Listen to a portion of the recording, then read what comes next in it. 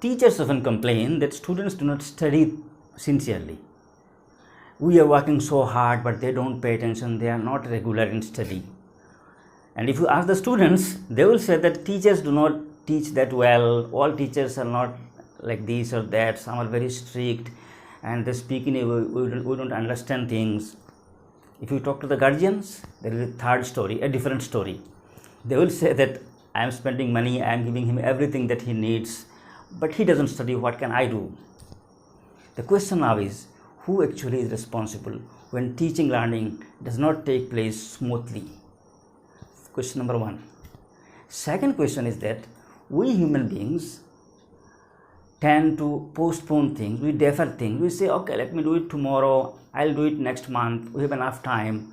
The same thing you also do when you study, you say, okay, enough time is there, but when examination comes very close, you have just only 1 month left, then you become upset, you start worrying what to do, how to manage time, etc.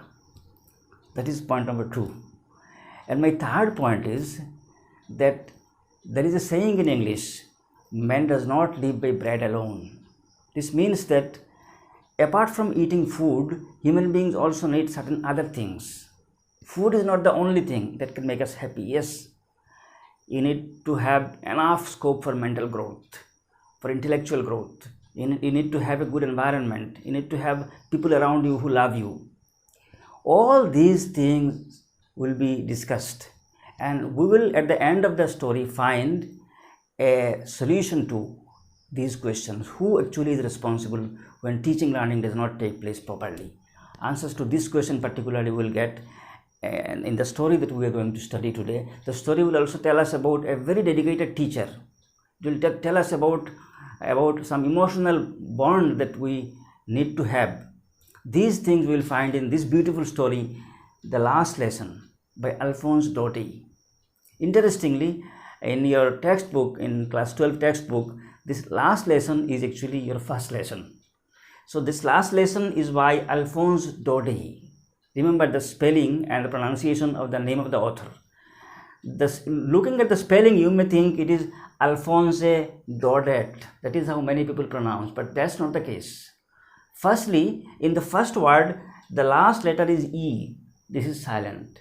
And before the last letter E, there is S. This S is pronounced in the same way as you pronounce S in the word is. Is, is. It's not is.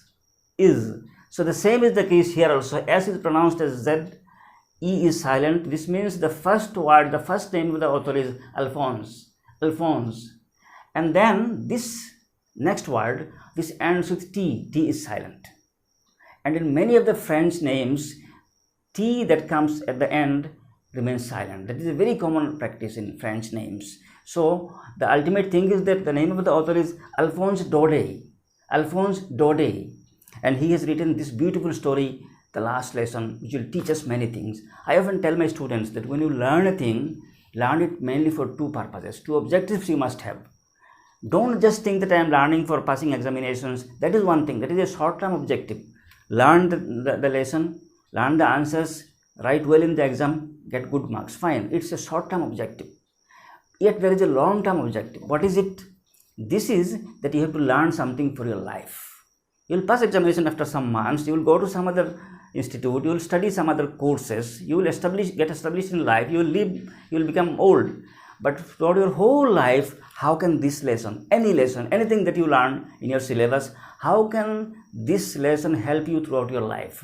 What message, what life lesson you get from it, you have to find it out. And this, the last lesson, this has a good number of lessons that we can carry and that we can treasure and that we can utilize in our life. So at the beginning, there is a short biographical note on the author, very brief. See, Alphonse Daudet was born in 1840 and died in 1897. This means he lived just for 57 years, not a long life. And he was a French novelist. See, in this lesson I have found many students make mistakes in these things. France is the name of the country. And French is, what is French then? France is, it's a noun. French is an adjective. And this French, this word, this is called demonym. Demonym, D-E-M-O-N-Y-M, demonym. From France we have French, from India we have Indian, from Egypt we have Egyptian. These are all demonyms. So French is the demonym of France, Indian is the demonym of India, Egyptian is the demonym of Egypt. So this man was a French novelist. Remember this French and the word France. France and French, don't be confused. France is the name of the country, French is its demonym. And you will get another word after a while that will also be a bit similar to these two words. So there will be a lot of confusion, but if you take a little care, you can do it nicely. So Alphonse Daudet was a French novelist and short story writer. The last lesson is set in the days of the Franco-Prussian War, 1870-71. So this last lesson is set. This word set is very important here. The word set, there is something called setting in a play or in a story. Setting means where, under what circumstances, in what situation the thing is done or the thing happened.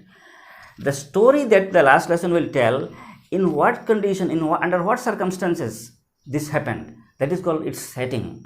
So the setting of this story, the last lesson, is Franco-Prussian War. Franco-Prussian War, F-R-A-N-C-O, Franco-Prussian War, and it took place in 1870-71.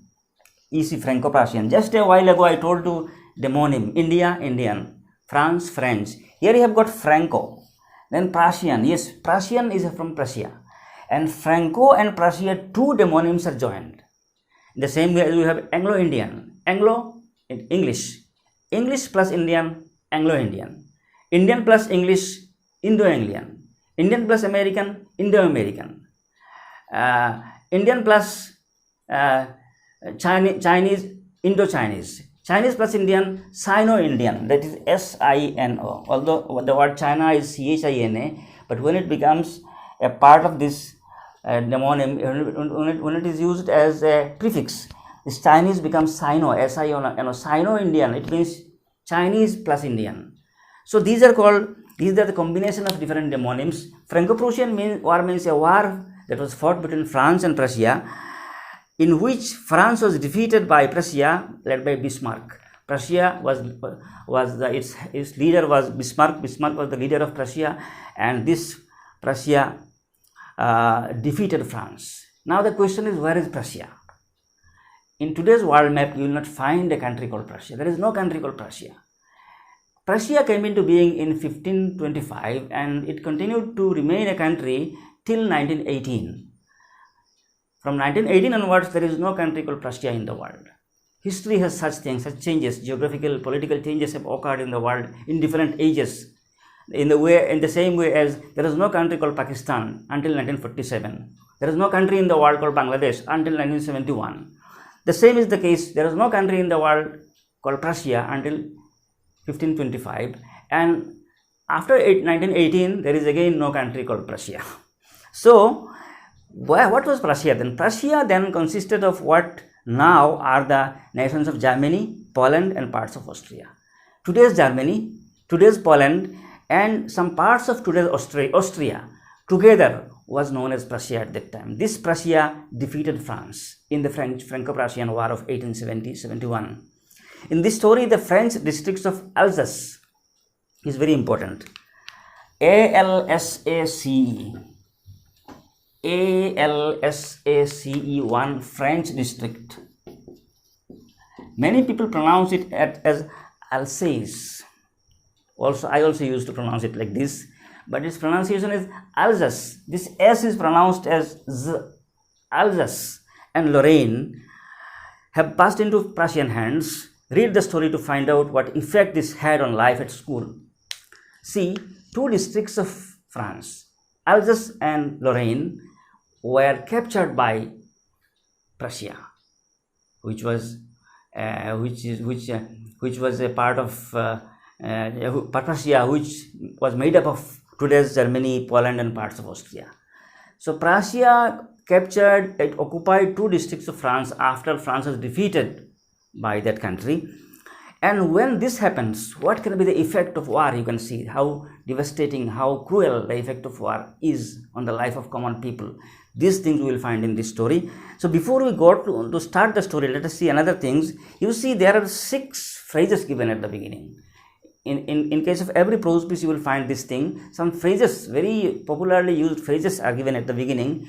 If you know the meanings very well, if you don't know, then you just have to infer their meanings. When you read them in the story, just you try to make out what this means. That's why I am not telling you the meaning. When you find them in the text, you will have to find it out, the meaning of it. I can help you. Let us start the story then. I started for school very late that morning and was in great dread of a scolding, especially because M. Hamel had said that he would question us on participles, and I did not know the first word about them. For a moment, I thought of running away and spending the day out of doors. It was so warm, so bright. The birds were chirping at the edge of the woods, and in the open field back of the sawmill, the Prussian soldiers were drilling. It was all much more tempting than the rule for participles. But I had the strength to resist and hurried off to school. See, very interesting beginning. Who is this I? I started for school. From the writing, we can very well guess it that it is a school-going boy. But to get his name, you will have to wait till this 5th para. In the 5th para, towards the end of the 5th para, you will get the name of the narrator. This is a technique many authors make use of. Many authors, they keep many things hidden. They tell it to us after a while. They want to create suspense. They want to increase our curiosity so that we get involved in the story. We become more interested in it. So the author is not telling us the name of the speaker. Just we can imagine he is a school-going boy. I started for school very late that morning and was in great dread of a scolding. Firstly, in this, you have got one phrase, that is start for. Start for means to begin a journey. You want to go somewhere, you have a fixed destination, so you are starting for the place. I started for school at 9 a.m. every day. When I started for market, it means when I started my journey and my destination was to go to market. Start for means to begin a journey. I started for school very late that morning and was in great dread of. This is a phrase you have got at the beginning. In great dread of. Yes. Dread means fear. And was in great dread of. It means I was in great fear of. See, the word I is used once. I started for school. The subject of the verb started is I. I started for school very late that morning and was. Who is the subject of was? It is the same I. It is not repeated. Without repeating it, its meaning is understood. That I is again the subject of the verb was. And was in great dread of a scolding. Yes, if you are late to school, you will definitely be afraid of scolding. Teacher will be angry. Scolding means rebuking, passing angry remarks. Why are you late? What happened? This and that. So this is called scolding. So if you are late, you will definitely be afraid of scolding. But here, the word especially is used. This means that being late was not the only reason why the narrator was afraid. The narrator was afraid for some other reason, and that some other reason is a special thing. That's why the word especially is used. It means not only that he was afraid, not only because he was late for school, there was another reason, another very special reason, and the word that is used is especially. You may be confused, why especially? What is this especially and without E? Special is the adjective. Special. This is adjective. Especially is used as an adverb. Especially because M. Hamel had said that he would question us on participles and I did not know the first word about them. Very interesting thing. This is the main thing. Being late, one reason. Second reason is that, the more important reason is that the teacher, M. Hamel, who is M. Hamel? We can guess it that it is the name of a teacher. And in France, the word M is used. Its full form is Monsieur. M-O-N. Again, mind the pronunciation. M-O-N-S-I-E-U-R. Its pronunciation is Monsieur. So Monsieur that is an equivalent of the English word Mr. That is why you are not, some people write in the answer Mr. M. Hamel or Mr. Hamel. No. When you find the name of a character in a story, in a prose piece, anywhere, when you write the answer, you just use the name that is given here. If you find Gandhi's name somewhere and the author has used the word Gandhi, you have to use the word Gandhi only, not Gandhiji. Gandhi. In a writing, when the author uses a name, it becomes a character. You cannot change it. So M. Hamel is M. Hamel. Don't change it. M. Hamel is supposed to be the teacher of the school, and M. Hamel had told the students in a previous day that he would question us on participles. Question us on participles. The word question here is used as a verb, and it may be used as a noun also. The teacher asked me many questions. Many questions. Here questions is a noun. But if you say the teacher questioned me, again, the teacher questioned me. This questioned is a verb. So the teacher told them earlier that he would ask them questions on participles. Now the question is, what is participles? And the narrator said, I did not know the first word about them. I did not know the first word. It means I knew nothing. I had no knowledge of what participle is. But this is our homework. This was the home assignment. I have not learned my homework. I am late to school. 2 reasons. That's why I am really afraid of going to school. Now what is participles? Participles are forms of verbs, and we find them very frequently in many writings or in many speeches. Participles are forms of verbs, and they are of 3 types. Participles, one is present participle. Present participle, that is verb ing. Going. Example is going. Verb ing. Then you have past participle. Past participle is gone. Then there is perfect participle. Perfect participle, that is having gone. Going, gone, having gone. These 3 are 3 participles. Present participle, past participle, perfect participle. So how the changes occur, how different participles are formed, this was the homework that the teacher had given, and the narrator knew nothing about it. That's why he was more afraid because of this reason. What to do then? The simple thing is not to go to school. So he said, for a moment I thought of running away and spending the day out of doors. For a moment I thought, no need to go to school. Homework is not learned. I am late to school. What shall I do going there? So he first thought for a moment that he thought of running away. It means he wanted to escape and spending the day out of doors. Out of doors is a phrase. Out of doors means outside home, here and there, roaming in the park or on the road, in the market, not to go to school, neither going back to home. Out of doors means in the outside world. He wanted to spend his day. And these 2 reasons were not the only reasons, that he was late and M. Hamel wanted them to come prepared with participles. Apart from these 2 reasons, there were some other things which were tempting him. What were those? He said, it was so warm, so bright. See the expression, exclamatory sentence. The weather was so very warm. Warm, it refers to comfort. If there is a temperature which you enjoy, which you love, it means it is a warm water, warm feeling. But if it is a temperature is very high that you don't love it, it's hot. So if there is extreme temperature which is uncomfortable, it's hot. If the temperature is hot but it's comfortable, it's warm. Opposite of warm is cool, that is again comfortable. Opposite of hot is cold, not comfortable. So it was so warm, so bright. And what made this day more beautiful? Again the narrator is saying the birds were chirping at the edge of the woods. The birds were chirping. CHIRP, chirp means this high-pitched and sharp sounds made by the birds. Kichir kichir kichir sound that the birds make, that is called chirping. The birds were chirping at the edge of the woods. At the edge of means at the edge of, EDGE, edge. At the edge of means by the side of. At the edge of the woods. This was very important. It is woods, not wood. There is difference between wood and woods. Wood means the content that you get from a tree, timber, luckily. But woods is a different thing. Woods is not the plural of wood. Woods means jungle or forest.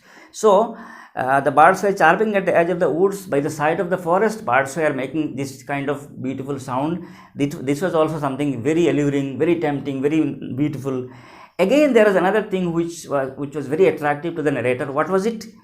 In the open field back of the sawmill, the Prussian soldiers were drilling. Prussia had occupied this land, and it is showing its supremacy, its ownership over here, and it is showing to the people that yes, this is a part of Prussia now. It is no more a French land.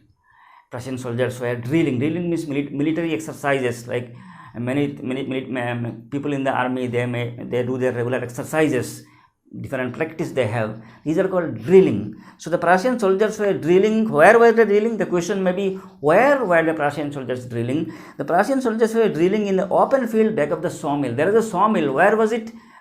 There was a sawmill, and on the back of the sawmill there was an open field, and in that open field the Prussian soldiers were drilling. That was also a very interesting thing. So Prussian soldiers drilling, birds chirping at the edge of the woods, warm and bright day. These things tempted. The narrator said it was all much more tempting than the rule for participles. Tempting means alluring, attractive. These things attracted him, tempted him, and it was much more tempting than the rule for participles. Definitely, rules for participles is something difficult. It is something that narrator does not know. It is something that he is afraid of, that because of he doesn't know, he will be punished or he will be scolded.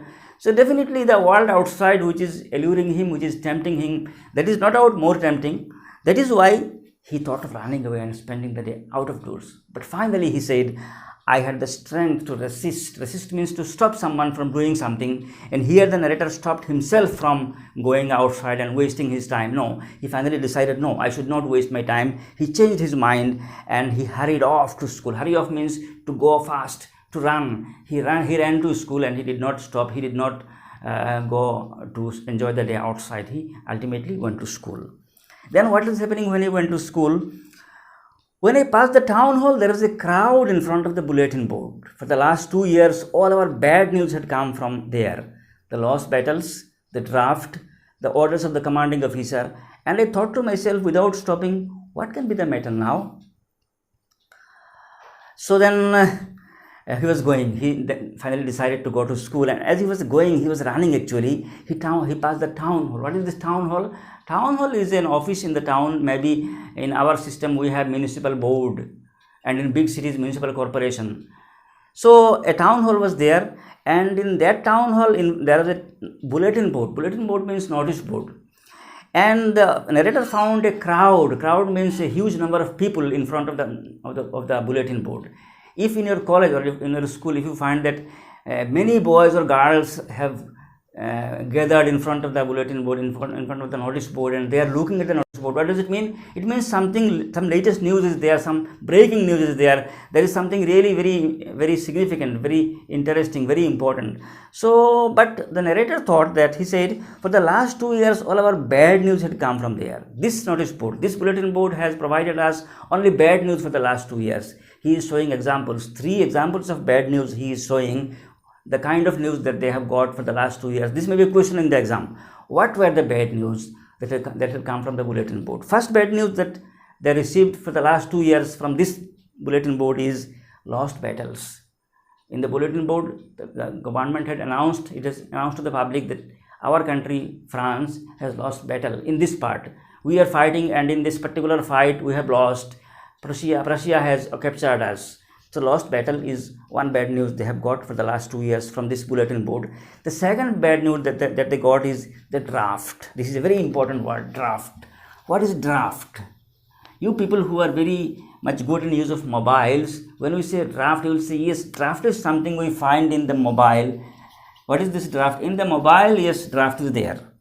Draft has many meanings. One, draft is, it is an instrument by which you can transfer money. In bank, you can go and you can make a draft, you can send money with the help of a draft to someone.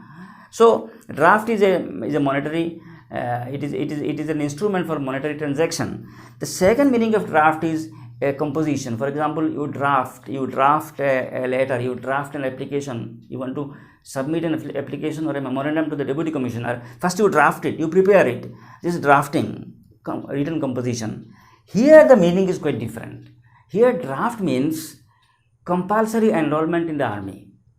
When the country is at war with another country, the country needs more army men, because fighting is going on, many military are being killed and many are injured, so more and more military are needed. So the country makes an announcement, the nation government makes an announcement that young people have to enroll their names for fighting against the enemy country. There is no choice, it is not a job.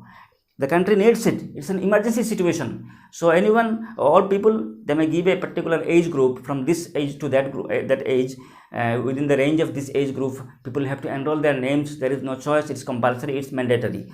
So draft is not a good news, because how can parents send their children? Everybody is not that patriotic, because patriotism is something, it's a formula nowadays. It is just spoken. And being patriotic is something really difficult. How can a parent send his son to the army, because they don't know that tomorrow he may die while fighting? So draft, it is a compulsory enrollment in the army. That is a bad news that they have got from the bulletin board for the last 2 years. The third bad news that they got is orders of the commanding officer. Commanding officer have ordered, yes, you people from this particular village, you have to vacate the place, you have to leave it, because enemy country is targeting us, or we want to deploy army here, we need this place to be vacated, leave this place. Different types of orders from commanding officer also they received from this bulletin board. So for the last 2 years, all the bad news had come from this board. That is why when there is a crowd in front of the bulletin board, the narrator, he said to himself, he didn't stop, because he knows that nothing but bad news will come from here only. So he was moving, running and thinking, what can be the matter now? What is this? I know what kind of message you got from this bulletin board, but again there is a crowd. What could be the matter now? He thought. So then he is still going to school, and then what happens, this we will find in the next video. So we are ending this first video, and we will meet soon in the second video. Thank you very much for being with us.